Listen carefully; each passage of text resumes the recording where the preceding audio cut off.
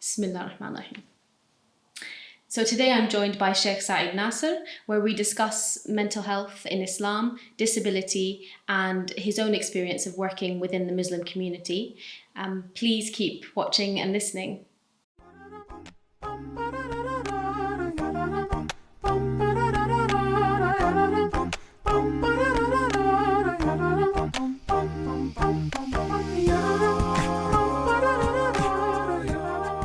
Assalamu alaikum, Sheikh Saeed. Thank you so much for joining us. Wa alaikum assalam wa rahmatullahi wa barakatuh. Jazakallah khair, and thank you for the invitation. Thanks again. So first I'd like to kick off with asking you to introduce yourself to our audience, inshallah. Okay. Bismillah ar-Rahman ar-Rahim. Alhamdulillahi Rabbil Alameen. Wa salatu wa salamu ala Sayyidina Muhammad wa ala alihi wa sahbihi ajma'in. Praised be to Allah, the Lord of the worlds, and peace and blessings upon His Prophet, our Prophet Muhammad sallallahu alayhi wa sallam, his companions and his family, and those who follow him until the day of judgment. My name is Saeed Nasser. I am a counsellor and a clinical supervisor. Also work as a volunteer imam in a local masjid. My work is really kind of community orientated, so all my work, alhamdulillah, is based in the community. Mm-hmm. And, including kind of activities in the masjid, but also I work in terms of that's weekends and evenings, and then I do my psychotherapy. Mm-hmm. But also I work as an interpreter for local authority. Lovely. I think we'll definitely delve into some of your many roles later on, inshallah. Inshallah. But I guess my next question to you would be, if you could compare the UK a little bit for us. So I know that you moved when you were a teenager to the UK, and before that you were in Yemen. Yeah. So tell us a little bit about that, and maybe comparing as well your experience of how it's been with your visual impairment as well, maybe compared to Yemen and here. I think when I was born in a village in Yemen, so in a place called Yafa, which is a very mountainous region. So up to the age of 14, I lived in a village, and alhamdulillah, I've had a very good support networks in terms of my family, people around me. So everyone knew everyone else. So in terms of the atmosphere, it was very kind of lovely time because, everything was, as I said, was kind of compatible with how I grew up, and I knew the village inside out, so I could walk around the village and travel around and do things with like the children did. So that was really good memories to have. And then obviously coming to the UK was a big kind of step for me.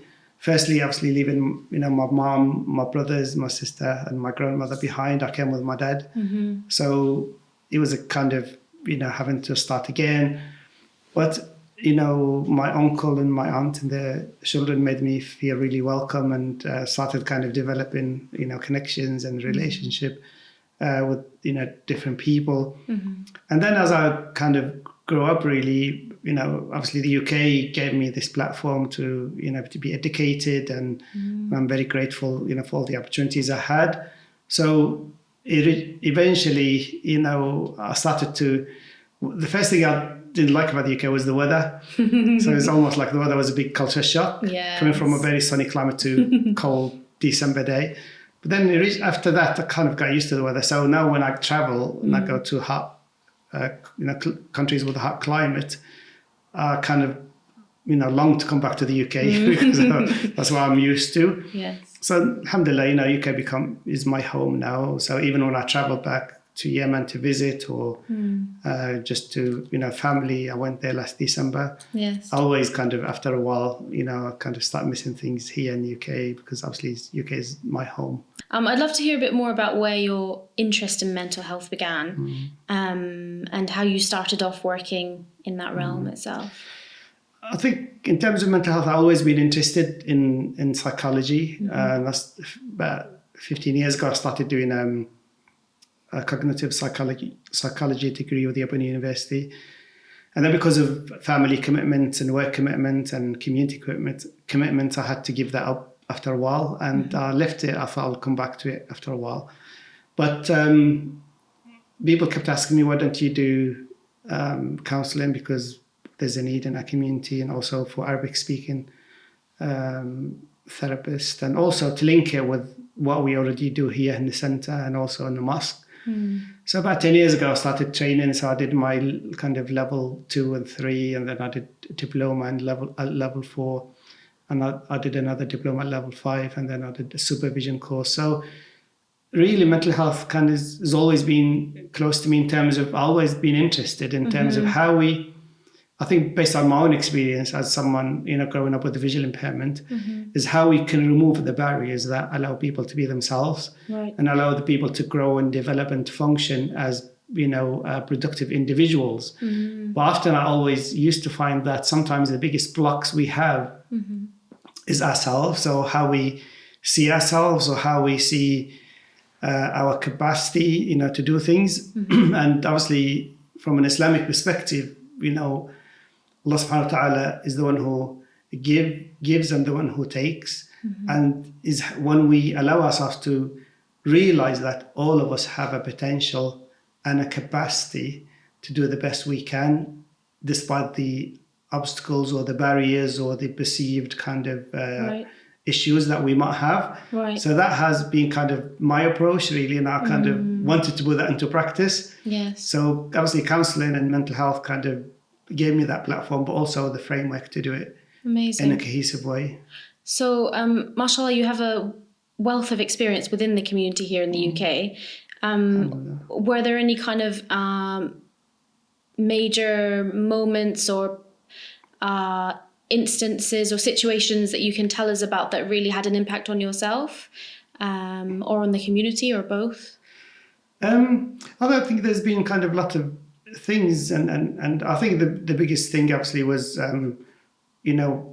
that changed our kind of is when we established this organization, which is a community-based organization, so to provide services for the whole community. So that was kind of the biggest factor, but also the biggest factor I think for me has always been education, and the people who encouraged me to be educated. So I started with my dad, and then my uncle, may Allah rest his soul, he passed away for a few years ago, may Allah have mercy on him. So he was a person who always dedicated himself to education, and he spent a lot of time in Hadramaut. Hadramaut was, one of the main cities kind of in Yemen, but also in the Middle East for knowledge and seeking knowledge. So he lived his formative years there. So he kind of had this great dedication to education, and to see in education as a, as a stepping stone to project ourselves to, the next level. And he kind of encouraged me to do that. So that was kind of the biggest two kind of things I can think about at the moment. Amazing. Tell me a little bit more about the centre itself and how it actually started in Birmingham here. Yeah, this centre in Sandwell. So we started it in about 20 years ago. And there's a group of people who we met in someone's house, and we thought we have to do something, for the young people, for the women in our community, for the elderly. So we came to the conclusion that we wanted to open a centre that is inclusive to everyone who wants to come and use it, regardless of their background or religion or where they come from. So this centre has been kind of open for the last 20 years. So we provide activities for young people, for women, for the elderly. We have education, youth clubs. We also have, spiritual kind of guidance and awareness, through the mosque and through the different activities. So those kind of things were, the main objectives, and it's about bringing people together. So we have people from different nationalities, different backgrounds. Also, we have activities where we open the centre, so like Visit My Mosque Day, where people from the local community come and participate, and we kind of talk to one another. So at the end of the day, it's about communication, but also about breaking the barriers. So the more we can interact with one another, regardless of where we come from or who we are or what is our background, then we can create a community that is, at ease with one another. Absolutely. And people can talk to one another and communicate and realize that we have so many things that bind us Absolutely. and bring us together. Are there events that you've already held with, so in collaboration with other communities or religious or not? Yeah, we normally have lots of things. So we kind of have events that are multi-faith. We also have events that are kind of, for the whole community. So as I said, over the last few years, we normally have different activities. Like, for example, during the summer, we might have like a community day, where people come together. We also have as I said, the Visit My Mosque, which is an event for the whole community. So those kind of things, break down barriers. Yeah, they're small activities, but then they bring people together, and they're kind of, sometimes food as well is like a big thing to bring people together. So, people share different foods from different parts of the world. It's quite, interesting. So like, for example, in Ramadan, we have a community iftar where people bring their own food from home, and then they kind of share it with one another, different members of the community. And that's really nice. I want to go back to your work with individuals in the community, and whether you can share with us any experiences that you've had there that have remained with you. Any particular cases that you would like to mention, or you could tell us about? Yeah, I think talking in general, obviously, without mentioning names or details that would identify people. I think the main thing, what strikes me in the community is that as a Muslim community, or, people who kind of gravitate to the Muslim community from different backgrounds or different parts of the world, we have a stigma around mental health. Right. So we don't deal with issues that affect us. And from an Islamic perspective, Allah subhanahu wa ta'ala is the one who created all of us. And He's the one who made, us as human beings with feelings and emotions. And He gave us, the tools to express them in a way, and, through examples of the Prophet sallallahu alaihi wasallam. So often we don't understand that, and as soon as someone has got difficulty, then they feel they are being judged by the community or by other individuals. So Allah subhanahu wa ta'ala says in the Qur'an, أعوذ بالله من الشيطان الرجيم بسم الله الرحمن الرحيم يا أيها الذين آمنوا استعينوا بالصبر والصلاة إن الله مع الصابرين. So Allah subhanahu wa ta'ala says in this verse in Surah Al-Baqarah chapter 2, O you who believe, seek refuge, seek help in prayers and also in patience. Allah is with those who are patient. And then Allah said in the second verse, we will test you, we will be tested, you will be tested. وَلَنَبْلُوَنَّكُمْ بِشَيْءٍ with some, fear, hunger, and decrease in your wealth, decrease in yourselves. And then Allah subhanahu wa ta'ala said, وَبَشِّرَ الصَّابِرِينَ, and give glad tidings to those who are patient. Those who are, when afflicted with calamity or difficulty, they say to Allah, we belong, and to Him we shall return. So it's about giving people those tools that you shouldn't feel ashamed. Right. I think one of the misconceptions might be that Muslims shouldn't have mental health problems or have a mental health illness.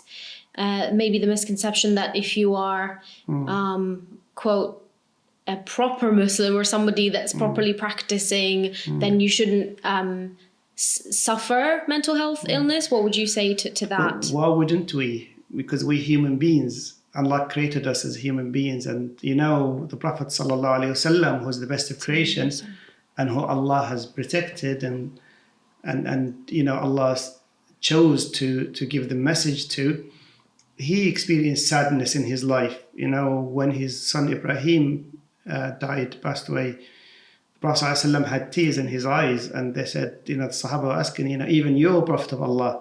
He said, yes. He said, this is a mercy that Allah has placed in our heart. Indeed, the heart becomes, in al-qalb al-yakhsha, the heart becomes soft and the eyes become tearful. And we only say what is pleasing to our Lord, Inna lillahi wa inna ilayhi raji'un, to Allah we belong, to Allah we belong, and to Him we shall return. And indeed, O Ibrahim, we are saddened by your departure. So he felt that grief. He felt that sense of grief. So, and he was the one, sallallahu alayhi wasallam, who Allah has chosen, to be the perfect human being. Right. So if the Prophet ﷺ can experience sadness, why wouldn't we as human beings, as normal Muslims, experience these kind of feelings? The issue is not have any kind of stigma to feeling those feelings. What I think is the question should be asked is, what do we do to help members of our community who experience these difficulties? How we help them, how we enable them to be supported, to feel comfortable to talk about their issues, to express their feelings and emotions in a safe space, and then give them the tools to overcome those difficulties. Absolutely. We spoke a little bit before we recorded the podcast about your interest in building resilient families and resilient communities. And I think that leads back to what you were saying just a moment ago. What are some of the ways that we can build resilient relationships to allow, families within themselves to be open and compassionate towards one another? I mean, if we got time, normally I normally mention the 7 points that we help ourselves as families, but also we can help individuals to help one another. And in the family is the cornerstone of a functional and healthy society. So it's how we make sure that our family members are supported.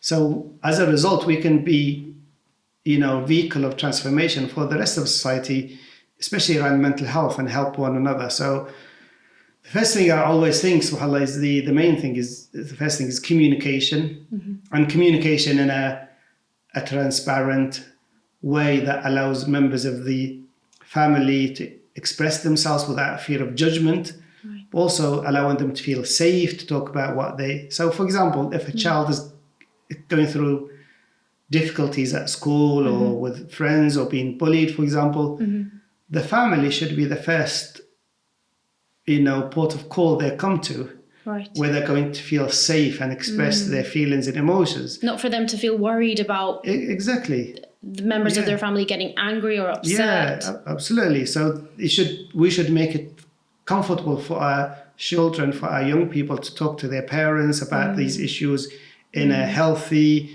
supportive environment. And the only way we do that is to communicate effectively with one another, to talk to one another, to give time, space, safety, those kind of things, that trust, that enable, positive communication. And the other thing is about respect. So when we respect one another, we value one another.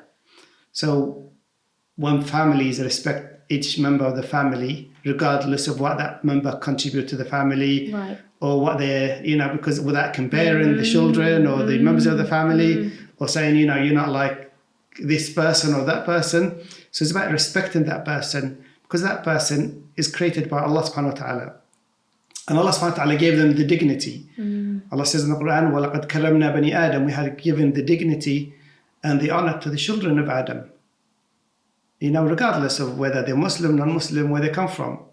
So when we give that dignity and honor to people, then we give them the respect they deserve in a safe space where they can talk about their feelings. So respect is really important. And then the other thing is about empowering them. So give them the tools. So when someone is struggling, how do we enable them to overcome those difficulties? Instead of telling them, oh, you're not a good Muslim, or your iman is weak, or you're not practicing, let's help them overcome the difficulty first. And then say, how can I help you? How can I be a good listener to you? How can I enable you to overcome the difficulty? What support would you need from me? Would you like me to refer you to someone? Maybe I can come with you to the doctor. Maybe we can set up there's a support group here that you can access. I can maybe give you a lift there and help you. Those kind of practical steps. That makes someone feel that they're being empowered to overcome their difficulty. And I think being empathetic is a huge thing. And also thanking them for their openness and honesty and bringing that to your attention. Absolutely. I think having that sense of empathy. So sometimes, because we have sometimes people can be judgmental. So sometimes I always say to people, instead of judging people, just put yourself in their shoes. Right. And when you put yourself in their shoes and identify how they are feeling with their frame of reference, try and suspend your judgment. So your judgment, allow it to be in the background without applying it to the individual. And just see. Sometimes, we said earlier about communication. If you ask the majority of people, when someone is talking to them, their inclination is to start thinking of the answer. Absolutely. Or how they're going to respond. But sometimes I always say, just listen and let that person talk and don't formulate any opinion and then give them the tools. And that will develop a sense of empowerment, but then that will develop a sense of acceptance for the person. Absolutely. So if the person feels that they're being heard, then they will feel good about themselves. But if that person think, you know what, I have a problem, I approach people to talk to listen to me and they don't even bother, then that person will feel isolated. And then as a result, they're not going to be accessing help. Absolutely. I think a lot of the time we're all guilty of listening just to reply rather than actually listening to what the other person is saying. I think the more we practice, because if you think about how the example of the Prophet ﷺ, he would listen. And he would, when he spoke to someone or someone was speaking to him, he would turn fully towards them. Physically, and he would give them complete attention. And there was a story, I think, they said one day, Al-Hassan, who's the grandson of the Prophet ﷺ, he came to the Prophet ﷺ, he was sitting with him and he had a stutter. And he was talking and then, there was all the Sahaba were there and obviously they could feel that it was difficult for him, but the Prophet ﷺ was turned towards him and he gave him complete attention and he listened to him. And then when he finished, he said, this is my son. He inherited his stutter from his uncle Musa alayhi salam. So he listened to him, but then he made him feel good about himself. And he connected him with Musa alayhi salam, who was a prophet. Yeah, so that kind of, which on the surface might be seen as a negativity, or someone might be stuttering, can't speak or put their words together. Yes. That was turned into a positive. Absolutely. And the Prophet ﷺ made that link between Hassan radiallahu anhu and Musa alayhi salam. My next question is about parenting. We were kind of touched on that topic anyway. But I guess your advice for parents living in the UK, and we mentioned communication is a massive thing. But yeah, a little bit more about how parents can go about supporting their children and just young people in general in terms of mental health.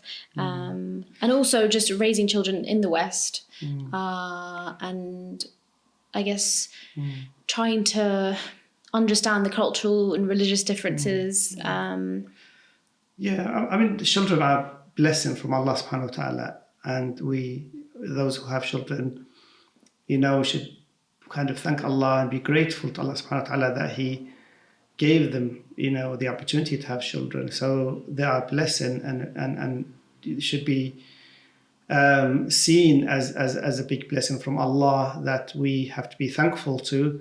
Also, we have to fulfill our obligation toward our children. So first thing is about, looking after them in early years. So Ali ibn Abi Talib radiallahu anhu said, play with your children, for the first 7 years. So through play, fun, having that kind of connection with them, listening to them, doing things, together as a family.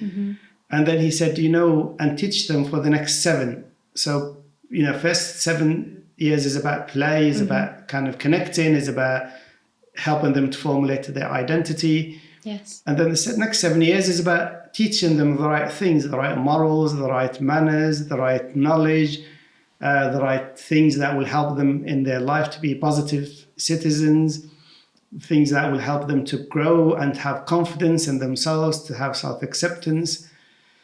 And then he said, for the next 7 years, which is from the age of 14 to 21, he said, befriend them, become their friend. And imagine if we did that and we were friends to our children. We listen to them, we talk to them, we communicate with them, we respect them. That's what we do with our friends. We kind of enable them to be themselves. Then they wouldn't have the problems that we have with sometimes with young people, right. which is that disconnect. So the young people will be thinking about something and the parents will be thinking about something completely different. Yes. And I think part of our problem sometimes is about we mix Islam and culture. Okay. And that's where the problems come. Sometimes what we practice as cultural practices isn't actually Islam. Exactly. And then we sell them as Islam, and then they cause that friction. Also, they cause that disconnect. So, for example, when we look at young people, sometimes, we have these kind of, if you look at most Muslim families, the children have to be either doctors, lawyers, or solicitors, or whatever. But if they're not, then they're seen as they have not succeeded. They haven't done well. Right. But instead of treating people as individuals and saying each person, the Prophet ﷺ said, that, كُلٌّ خُلِقَ لِمَا هُوَ مُيَسَّرٌ لَهُ. Whenever a person is being created, Allah will make whatever his attributes are, or what he's going to be given, will be compatible with that person's, nature, but also with that person's capacity. Right. I think that goes back to education, or a lack of for our parents, sadly. It is education. I think sometimes is the other thing is how we make the use of, say, we're living in the UK. We have opportunities to learn new things, learn new skills. So imagine if you invest like days and hours and projects that will bring you money, but then how much we invest in our children, that will be even continuous good deeds for us after we're gone from this world. Right. The Prophet ﷺ said, when a son of Adam or daughter of Adam, when they die, their good deeds will cease except from three sources. It says, وَلَدٌ صَالِحٌ صدقة جارية, continuous صدقة جارية, continuous good deed, أو علم ينتفع به, positive and beneficial knowledge that person has inherited or left behind, or ولد صالح يدعو له, or offspring that will make dua for the parent. Right. So imagine if we invest in our children in real terms. And investment is not about money. I think sometimes where we see the problem is the lack of investment in time. Okay. Because everyone is busy trying to create the ideal house. How can we see past that, Sheikh? What advice would you give to people that a lot of us get stuck into making money and focusing on, I guess, dunya a lot of the time? What would be your advice to kind of bring yourself back to those things that are far beyond dunya? I think it's about developing a sense of balance. I think, the dunya does not become the objective and does not become the goal and the aim. Allah subhanahu wa ta'ala said, وَمَا خَلَقْتُ الْجِنَّ وَالْإِنسَ إِلَّا لِيَعْبُدُونِ. Indeed, I have created jinn and mankind except to worship Allah subhanahu wa ta'ala. So when we do these things, so worship can be everything. So even if a man or a woman goes out to work and they go with the right intention, so they can look after their children and feed them from halal sources, they will get rewarded for that. If they're going to protect their children from, doing haram things or to make them righteous people, they will get rewarded for that. So I think it's about a sense of balance. It's about how we develop a sense of priorities. Yes. And our priorities, we know that whatever we cultivate in this dunya, it has to be for the right reasons. It has to be for the pleasure of Allah subhanahu wa ta'ala. It has to be for, to cultivate a pathway for us, inshallah, for the hereafter. Yes. So it's how we make sure that we make the right choices. And the dunya does not become the aim, but becomes a vehicle for the akhirah. It becomes a pathway, because we're only here for a temporary period. Right. We're not going to be living forever. But sometimes people kind of build and focus as if they are going to live forever. And then we lose a sense of what our purpose is. So the more we can focus on what we are here for and focus on the most important things. So, our children are the biggest treasure that we can have in this world. So how are we fulfilling our obligations? Are we doing the right things by them? Are we looking after them in the right way? Are we nurturing them? Are we protecting them? Are we safeguarding them? All those things are very important. Thank you so much for sharing all of that advice, Sheikh. I think we might move on to some questions from social media, if that's okay with you. Okay. So one of the questions that we had was how you look after yourself. Just shed light on that, whether it's your mental state or I think the biggest thing is I think it's having a spiritual connection with Allah subhanahu wa ta'ala is a big help, because then when I feel a bit weak, I remember the power of Allah subhanahu wa ta'ala. When I feel a bit alone, then I remember that Allah subhanahu wa ta'ala is always with me as a person. So trying to kind of be conscious of that. But then how I do it practically is obviously doing, alhamdulillah, 5 daily prayers, kind of connecting with that, with the prayers to Allah subhanahu wa ta'ala. The Prophet ﷺ used to say to Bilal radiallahu anhu, "Oh Bilal, make us rest in the prayers." And that was the essence of the prayer, to be mindful. So the prayers give us that sense of perspective. Yes. What we're here for and what are the important things for us. So those kind of things, but also, with my family, so family kind of time, and also doing things with people, my friends and the people I kind of connect with. But also the biggest pleasure, I think, for me is always when I help people, kind of, whether it's through counselling or through other things it gives me. I always think I'm blessed that Allah subhanahu wa ta'ala placed me in this position to do what I can in a small way. And if you can alleviate, someone's suffering, or alleviate their hardship, or make them smile after they've been crying, or that's, that gives me a lot of fulfillment. Yeah, alhamdulillah. And I remember a story of Abdullah ibn Abbas radiallahu anhuma. One day he was sitting in the Prophet sallallahu alaihi wasallam mosque in Medina, and he was a man came to him, and the man he was distressed. And he asked him, he said, you look distressed. He said, yes, I have a debt, and the debtor is asking for his money. He said, would you want me to have a word with him? He said, yes, he will listen to you, because the relative of the Prophet ﷺ, so obviously he would listen to you. So this was in Ramadan, and Abdullah ibn Abbas was doing the i'tikaf in Ramadan. And when he was walking out of the masjid with a man, another person said to Abdullah ibn Abbas, Ibn Abbas, what are you doing? You're breaking your i'tikaf.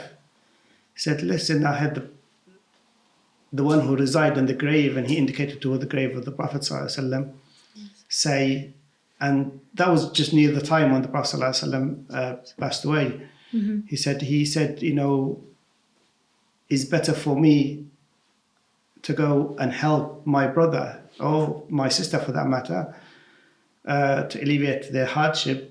Is better for me than to do i'tikaf in my masjid for 1 month. Right. So sometimes, is how we help people. The Prophet ﷺ said, the most beloved to Allah are the ones who are most useful to people.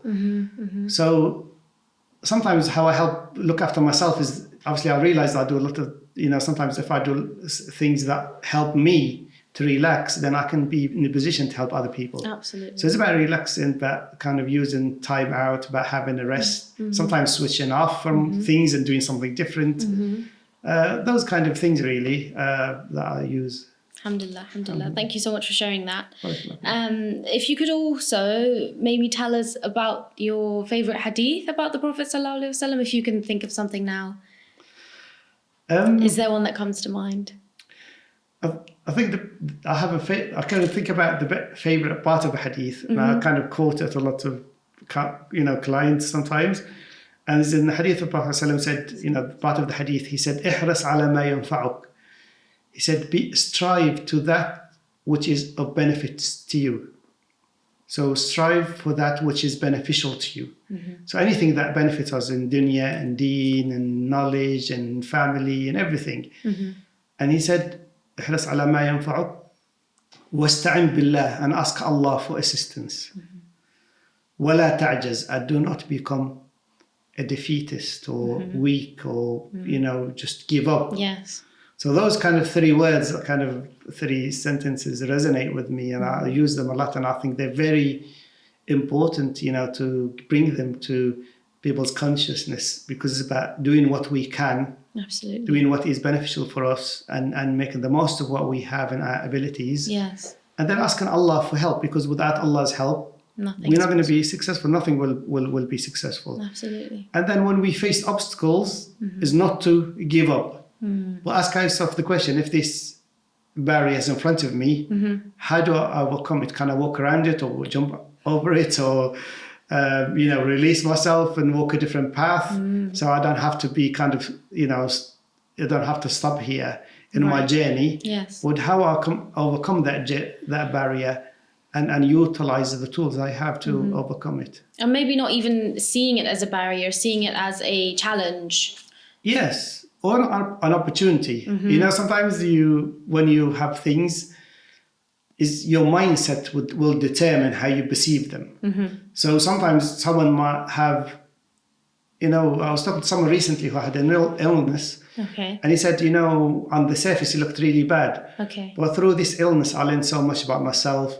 I kind of took time out. I focused on what was important for me. And then I realized I was just going in this vicious circle. And then I had this break, and it made me aware of my sense of priorities and my sense of purpose. So this illness was a blessing. Yeah, for him. And it was, because he used that time for a process of purification, a process of re-evaluating what is important. Right. Also a process of refocusing his efforts and his intentions, and also his aims in this life, and what are those. And we spoke about striving and struggles as well. I wanted to hear a bit more about your personal struggles with your visual impairment and how you've been able to overcome that, really, where that drive and that passion has come from. You did mention the hadith is something that really helps you. But yeah, just share a little bit about your experiences. Yeah, the first thing is my faith gives me that kind of grounded. Alhamdulillah. I think in life, I think Allah subhanahu wa ta'ala says in the Qur'an, وَإِن تَعُدُّوا نِعْمَةَ اللَّهِ لَا تَحْصُوهَا. If you count the blessings of Allah, you will not be able to count them. So when I think about my loss in terms of my visual impairment, yes. I don't see it as a loss, I see it as an opportunity, because I think, subhanAllah, if I didn't have my sight loss, maybe I wouldn't being able to come to the UK, and maybe I wouldn't be able to have the education I had, or meet the people I had, what I mean? So I think that sometimes it's how you in life always look at your gains, not your losses, and then see what you can do with the gains that you have. So that's my kind of positive approach to it. Obviously, faith helps that, because it helps you to put things in perspective. Yes. And it helps you to know that Allah subhanahu wa ta'ala is the one who gives and the one who takes. And Allah subhanahu wa ta'ala does things for a reason. Yeah. Sometimes the reason might be known to me or might be unknown.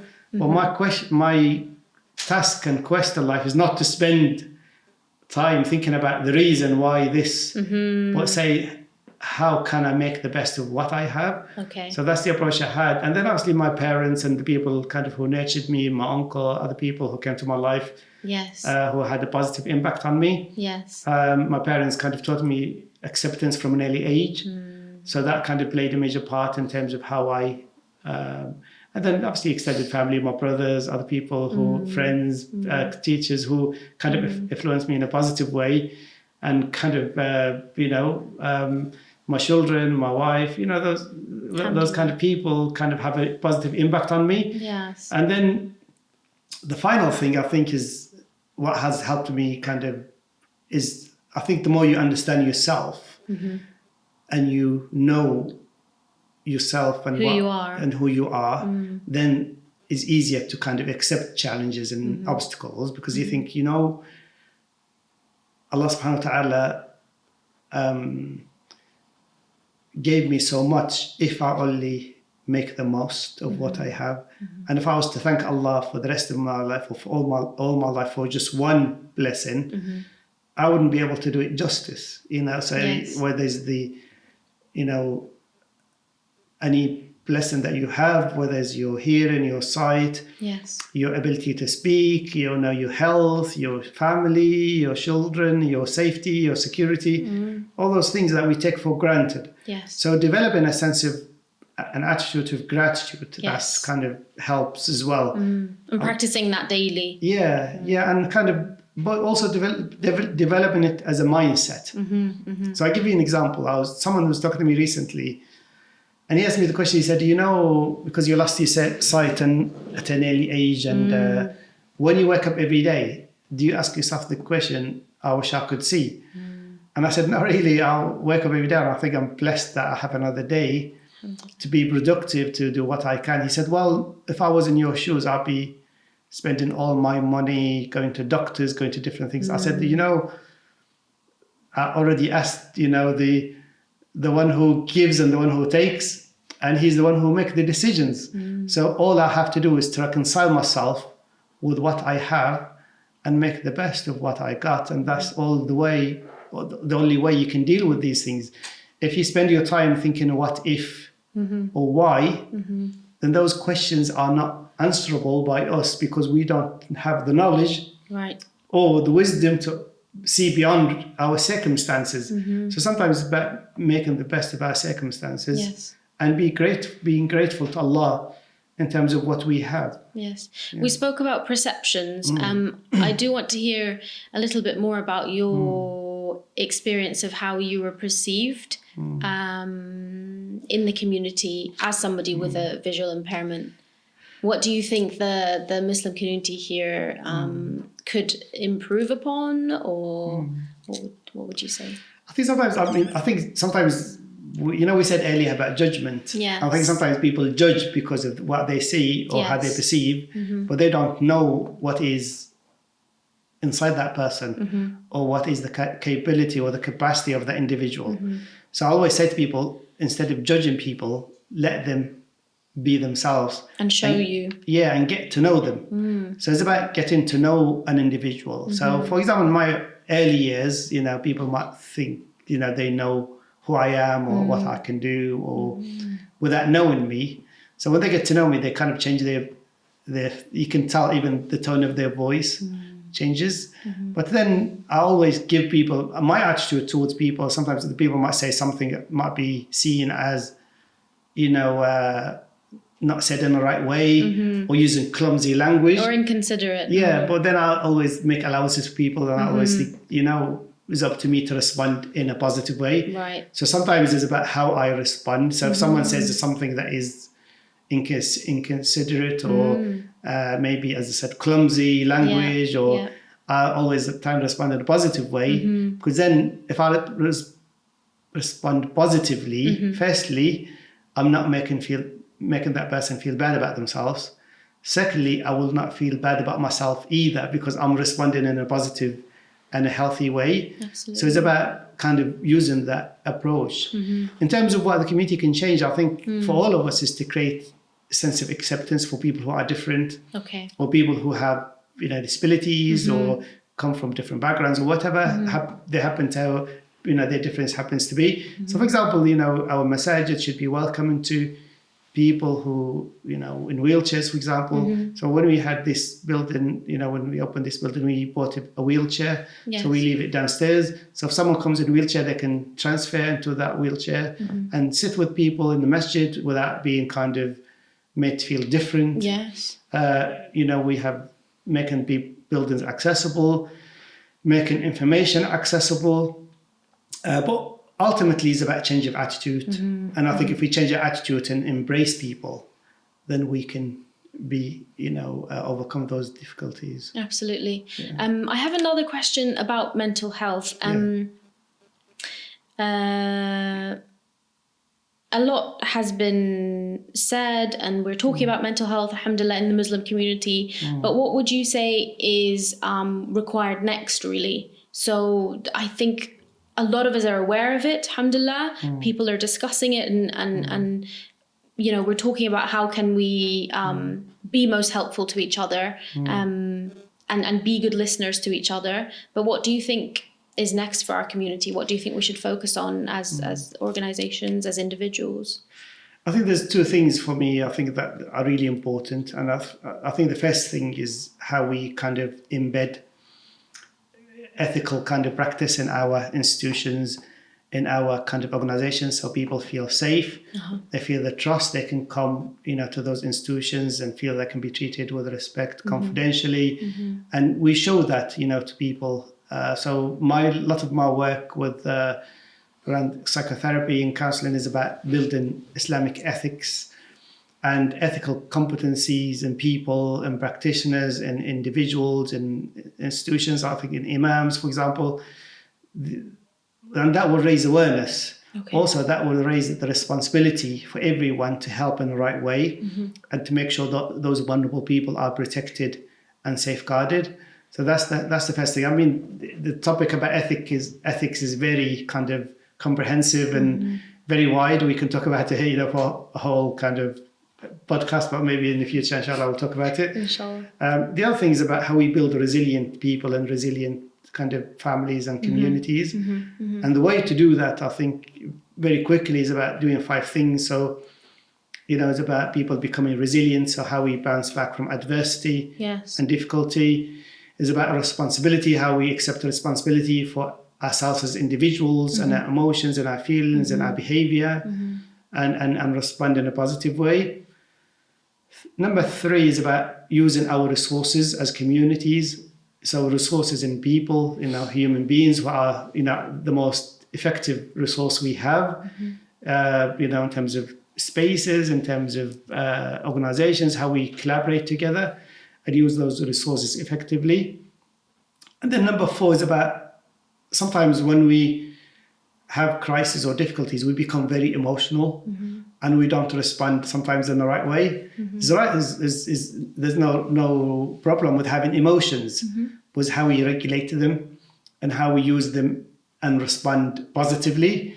So sometimes it's more important to use reason and use our, Allah subhanahu wa ta'ala talks about the aql and the intellect in the Qur'an in so many verses. So how we use that to identify what is right and what is wrong. And then number 5, and the final thing, is about reflection.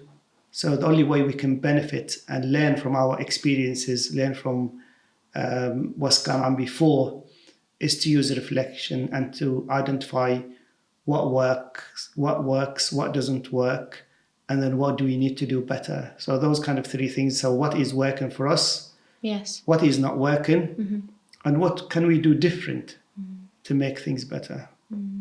I think your final point about reflection is so important, because another thing about a lot of our lifestyles these days is so quick and very no time to reflect or think about even how we're feeling, let alone kind of dealing with an issue, giving it that kind of time so that you can think logically.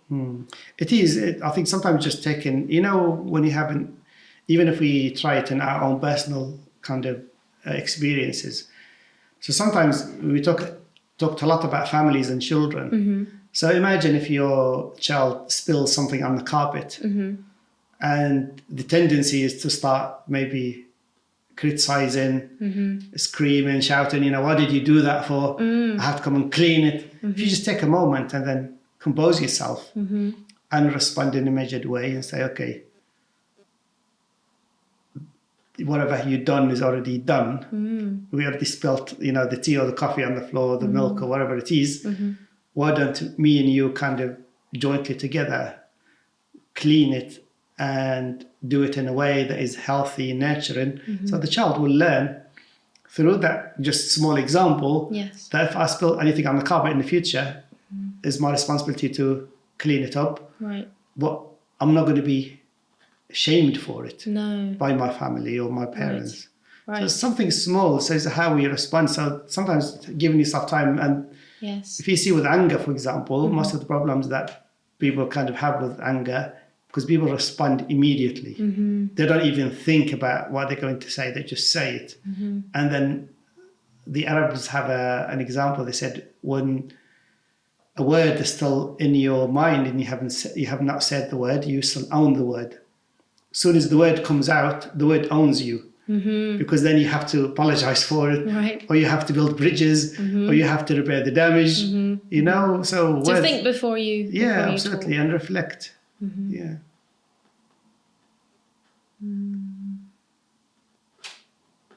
I think we're reflecting now. Yes, a little bit of reflecting going on. Next, I wanted to ask you about your work in the future. I think we spoke a little bit about possibly your interest in couples counselling.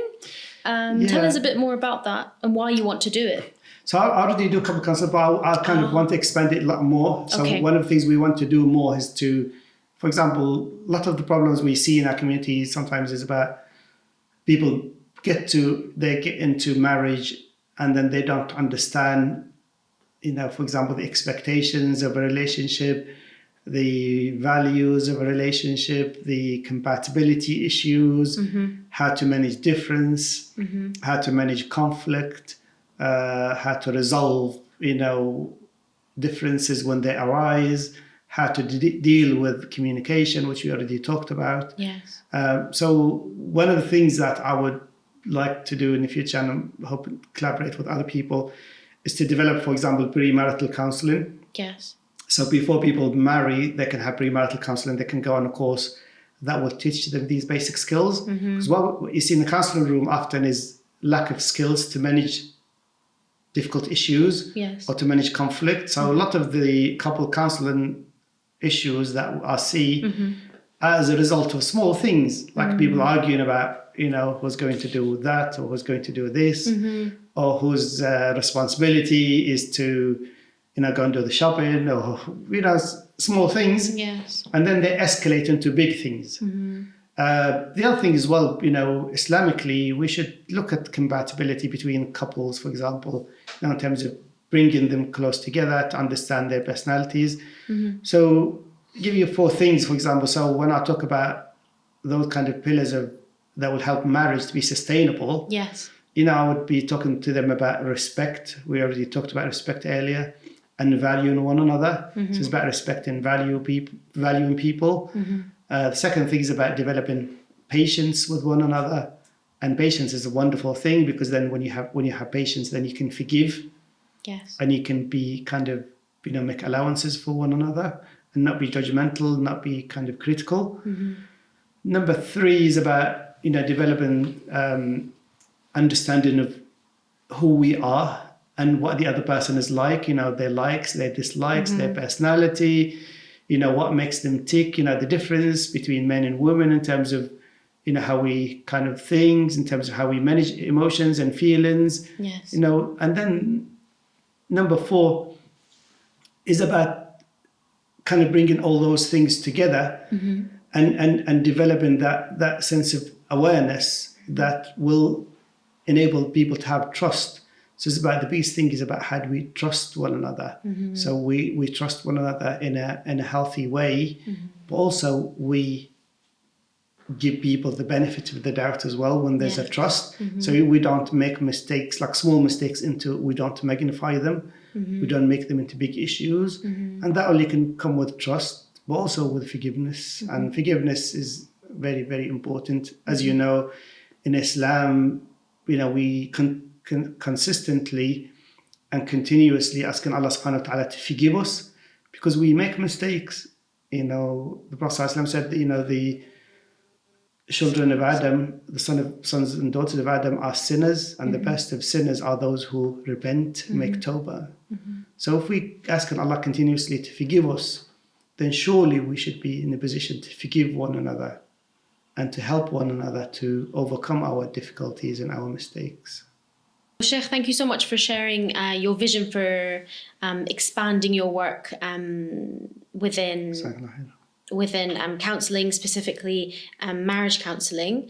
And you mentioned potentially pre-marital course.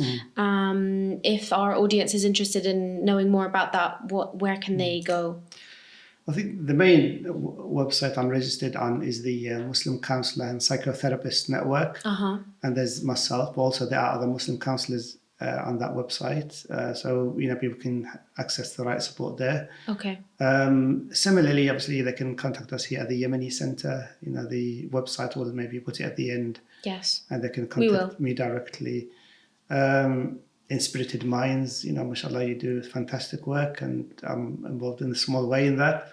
So obviously, there are a lot of institutions, and help. We have Ihsan, that is by Professor Rajid Skinner. So also they provide a lot of services in north of England as well. So it's by using those kind of networks, and then we network through the International Association for Islamic Counselling and Psychotherapy, which is IAIP. Mm-hmm. So people can link on, and go on that, and there's my details on that website as well. Perfect. Inshallah, we'll put all those links telephone below. number and email address. Perfect. Yeah. My next question is about your work with trauma cases.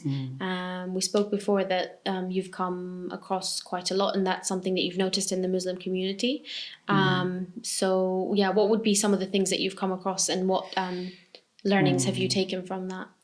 I think the main thing is, I think, because a lot of people who migrated to the UK from, say, the Middle East or a lot of the Asian countries came and then they left families behind. Right. So through that kind of you develop, even I've seen people kind of grieve for, the places they left, for the land they left, for the kind of families, and then also a lot of people sometimes, because they leave people behind and those people are experiencing difficulty in their own countries or wars. Yes. So the people who are living here often experience trauma by just listening to their families.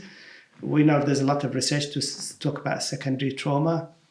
Also, sometimes trauma can be intergenerational. Even archaeologists say, sometimes when they do explorations and they look at, skeletons, for example, from previous generations, they can see pattern of behavior or pattern of even physically how people are afflicted with when they have trauma, how trauma kind of is transmitted through generations. So what I see sometimes with people is that kind of, they face difficulties. So for example, if people have witnessed events that are threatening to them, if they have witnessed events that are violent or events that threaten their life, or made them feel unsafe. So they kind of manifest trauma when they start thinking about things, and some people might experience flashbacks, yes. Dreams, nightmares.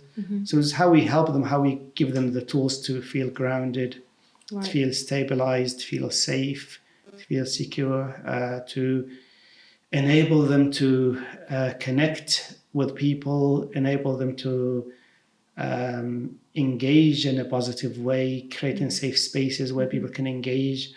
But also, sometimes even out of difficulty and adversity, people can develop growth as well, because they can use their experience after they have, they got the help they need. They can develop and help other people, who might be going through similar experiences. Absolutely. So, for example, like bereavement, for example, and loss, people don't forget what they have lost, but eventually they learn to manage it, and they learn to cope with it, and they develop coping strategies to cope with the loss. And then you see so many people who have experienced losses can be very helpful to other people who are going through similar experiences. So sometimes it's how we enable those people to help themselves, but also to help others. So it's about creating the space for them in a safe environment that is positive, that is nurturing, that is secure, that is confidential. All those things are very important. What would you say to potentially a listener or a viewer of ours that might be suffering from a mental health illness right now, whether it be depression or anxiety or anything else, any form of mental? I mean, it is common for people. I mean, in the UK, the statistics say that 1 in 4 people will experience, anxiety or depression. So as a Muslim community, we're not immune from that. We're part of the population. We experience the same challenges that everyone else experiences. So what I would say that two things, that anxiety and depression, for example, are one of the biggest kind of issues that we see. And often depression is about when we start thinking or we always think about the past. And we think about the past and we feel sad because we feel that the past is gone. We can't change what's gone. But then we still feel regret. And I always say to people, use the past as a place of reference, not a place of residence. So learn from your experience, but don't allow your experience to imprison you. Yes. And to become a barrier for your growth. So it's about seeking help and overcoming those difficulties. And then when we think about the future is for Allah to decide and for Allah to decree. And we can't control what's going to happen tomorrow, what's going to happen in 2 weeks' time or 2 years' time. All we can do is focus on the here and now. So if you can enable anybody who's suffering, make them feel comfortable. And I will say to them directly that if you're suffering, please don't suffer in silence. Ask for help, ask the right people. And don't feel that you are a bad Muslim because you have these issues. Or don't feel that you're going to be judged by people. Or that you're the only one. Yeah, exactly. Or you're the only one who's suffering. Because there are a lot of people, so support is available. And feel reassured that when you seek support, there are people who are compassionate, absolutely, who are kind, who are supportive, who are professional people, who will protect you, who will have your best interest at heart. And knowing that after that hardship, there will come ease. Absolutely. And Allah subhanahu wa ta'ala reminded the Prophet ﷺ, when he was going through a difficulty, he said, Inna ma'al usri yusra. Indeed, with hardship comes ease. And Allah subhanahu wa ta'ala said it twice. Inna ma'al usri yusra. Inna ma'al usri yusra. So sometimes one hardship will not defeat, two opportunities of ease or two scenarios that will be, inshallah, will come your way and will bring that ease and will bring that, that tranquility and that peace that, inshallah, you will feel when you talk to someone. Because often when you have all these issues going around in your head or in your mind, all you're thinking about is your thoughts. When you share them with people, then the counsellor will do, that counsellor might be able to help you with maybe a change that you could make in your life that will be positive and it will help you to overcome those difficulties. Or maybe give you coping strategies and collaborate with you to develop coping strategies to manage those emotions and feelings. Or maybe that person just be a listener and sometimes might give you a different objective, different perspective. But they will listen with empathy, they would listen in a supportive way, and they will not judge you. Because I think the biggest barrier that stops people from accessing mental health services is people worrying about being judged. So a professional person, regardless of where they come from, what their background, will not judge you. Right. They will just be there to help you and walk alongside you. Yeah. Yeah. Sheikh, inshallah, is there another lesson that you could share with us from another prophet or another person besides from Muhammad sallallahu alaihi wasallam? There are so many stories in the Qur'an about prophets, peace be upon them all, and in the Qur'an that kind of teach us how to. So I'll share one about a prophet and maybe one about a person who is mentioned in the Qur'an. So the first one is Musa alayhi salam, when he was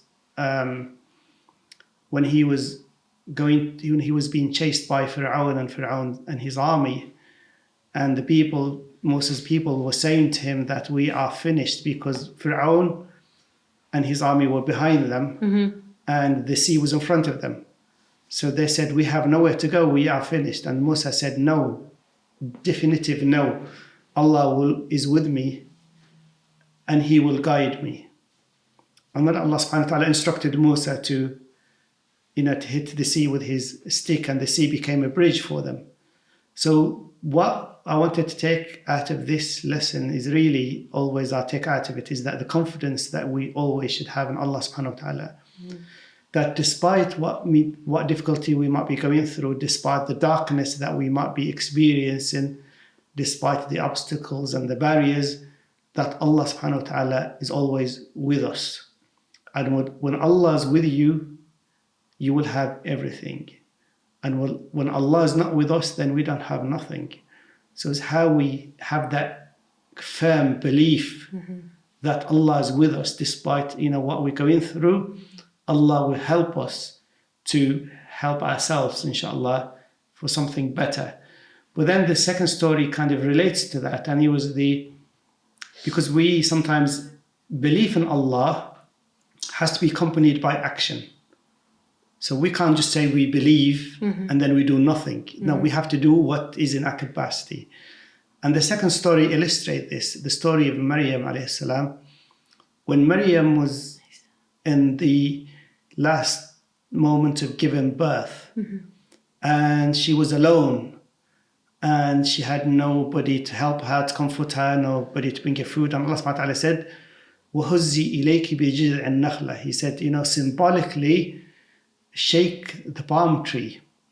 And then dates descended upon her.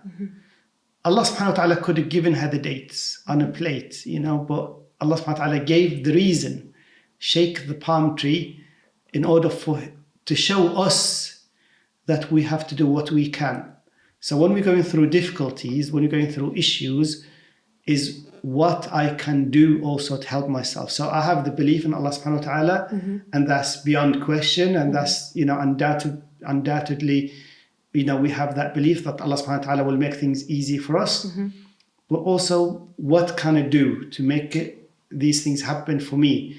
What can I do? What is in my capacity? So tawakkul means that we rely on Allah, but we also do what we can. Right. So inshallah, Sheikh, I'd like to ask you next about your favorite Sahaba, if you could share that with us as well. And then favorite resources or places that our viewers or listeners could go to for reading that you could recommend as well. Okay. I think in terms of Sahaba, I obviously, Sahaba are all our favorites. Allah be pleased with them, because they are the best generation. And they are the ones who Allah subhanahu wa ta'ala chose to accompany the Prophet sallallahu alaihi wasallam. So they are the ones who, supported the Prophet sallallahu alaihi wasallam and gave Islam to us, after the Prophet sallallahu alaihi wasallam. So when I think about Sahaba, all of them, we can learn from every individual. They all have a contribution, and they have a story to tell and knowledge to learn from, and life experiences. If I was going to mention one Sahaba, one Sahabi, I guess, was the Sahabi Abdullah ibn Maktoum radiallahu anhu, the one who was visually impaired and who lost his sight. So Abdullah ibn Maktoum, Allah subhanahu wa ta'ala mentioned him in the Qur'an in Surah Abbas, when he came to talk to the Prophet sallallahu alaihi wasallam. And at that time, he wasn't aware that the Prophet sallallahu alaihi wasallam was with people. And Allah subhanahu wa ta'ala mentioned, the story that, and the Prophet sallallahu alaihi wasallam would joke with him afterwards and say, he's the one that Allah, kind of politely or told me off about, because he mentioned in Surah Abbas, Abasa wa tawalla, because Allah subhanahu wa ta'ala mentioned that, listen to the one who came to purify himself, and listen to the one who, and you're not in charge, or you're not going to be controlling the ones, the leaders of Quraysh, or the people, the arrogant people, or the people who might be seen as the influencing people, the people with the most influence in society. But sometimes it's to listen to the vulnerable ones, those who seek that purification. So the Prophet ﷺ would joke with Abdullah ibn Abbas. He said, "Ahlan biman atabani bihi Rabbi." Welcome to the one who Allah, told me, to listen to him, and then he would do everything. Even he would go with the Prophet ﷺ on excursions, and he would call the adhan, and he would do all sorts of things. So that illustrated how Islam was very inclusive, and how Islam embraces people, and Islam doesn't look to the physical appearance of people, but looks to what people have in their heart and what they can bring. And that's the story kind of I reflect on frequently. Thank you so much for sharing that. So the second part of the question, Sheikh, was about resources or books or anything else that you could recommend for our viewers or listeners to inshallah find. I think for me, the biggest resource we have is the Qur'an, the book of Allah subhanahu wa ta'ala, and the Sunnah of the Prophet sallallahu alaihi wasallam. So through my learning for counselling and psychotherapy, I always go back to the Qur'an and I would say, what does the Qur'an say about a particular issue or the life of the Prophet sallallahu alaihi wasallam and the Sunnah. And sometimes when we look at the Sunnah, sometimes we read the seerah as a story, but then what are the lessons that we take from the seerah of the Prophet sallallahu alaihi wasallam? When we read the Quranic stories, of all the prophets, of the different people mentioned in the Quran, what do we learn from them, how we can make them applicable in our lives. So the key is when you read the Quran is try and understand it first in a linguistic way, and then ask yourself the question, when I'm reading this verse, what Allah is saying to me directly. Okay.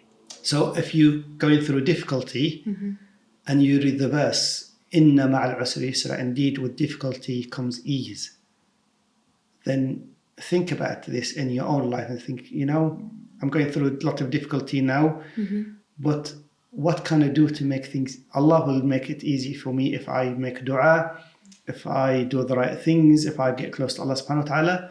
Also, what practically can I do to make it easy for myself?